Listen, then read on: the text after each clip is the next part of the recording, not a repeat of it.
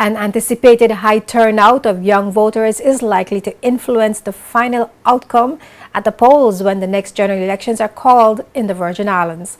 In a JTV News interview on January 12th, Supervisor of Elections Juliet Penn says 123 new voters were registered prior to September 29, 2014, and another 42 between September and December 2014. Penn says a number of young and first-time voters have already registered, taking the total up to 12,351 persons on the revised voters list. But she also added that over 100 names of people now deceased were removed from the list by December 31st last year. Yes, we have had a lot of young people coming in to register. I must say, we have had a lot of young people between 18 and 20, early 25, 30. That has been the trend. We have had persons who have become belongers who have come in to register. But mostly we have had a good turnout from the young people coming in to register to vote. I think they are more aware of what is happening and they want to be a part of the process. So they have been, I think, without even being told, when they're making 18 now, they are coming in to register. In 2014, we published our list, which is the official list now. And on that list, we have a total of 12,351 persons.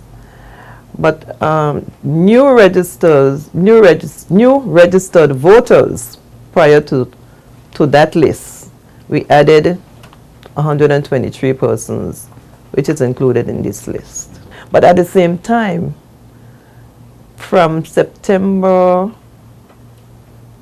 to the last list in September, we deleted 80 persons by death. And since September to December 2014, we have deleted 29 persons. So you see, we are, as fast as we are putting on, we are taking off as well. So, you know, the numbers would vary. You may have one number now, and by the time you take off the persons, the number might vary some more. We have, since 2015, up to the 8th of January, we had 6 persons came in to register. So we're actually doing a lot better, and we're experiencing, you know, a good registration rate. And it's expected now that we're in 2015, you know what's going to happen. The rate is going to increase. Juliet Penn, who has observed elections in Canada and the Turks and Caicos Islands, says various steps are being taken to ensure that the names of people who have passed away are no longer on the list. First and foremost, we are linked with the government registry of births, deaths, and marriages.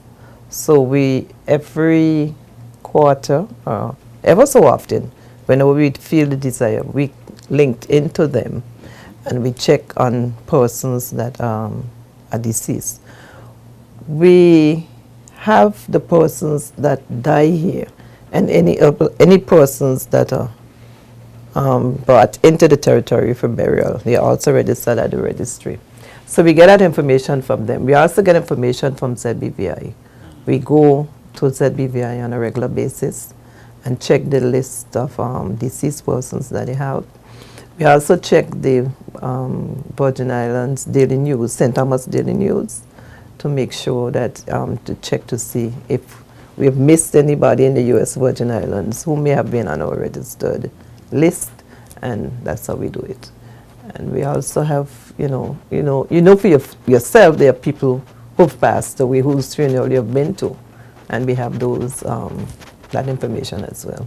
The Office of the Supervisor of Elections says continuous voter registration is in effect and is asking persons who are eligible to vote to register by applying to the Supervisor of Elections.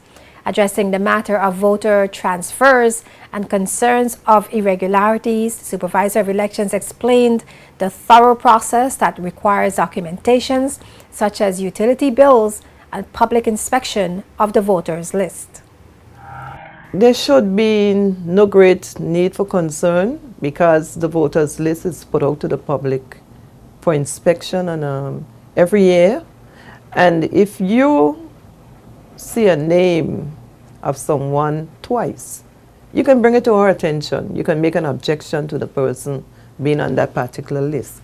But if you check the list, you would find that in most cases you would not find a duplication of the same person registered twice. If we pick up that, we call the person, ask them, where do you live now and where do you want your name to remain? And we would take off the duplication. There are persons who, for sure, people who vote in where they originally registered. It's not mandatory that you have to transfer to the village in which you're living. So persons who have voted in or were registered in Easton originally, you'll find that most of those persons are still registered there. We have people who were registered in Virgin Gorda originally, living in Tortola. They're still registered there. To vote, a person must be a belonger or a citizen 18 years or older and living in the Virgin Islands. To register to vote, persons will have to present a birth certificate and a Virgin Islands passport or a belonger's card. A naturalization certificate dated before June 15, 2007 can also be used.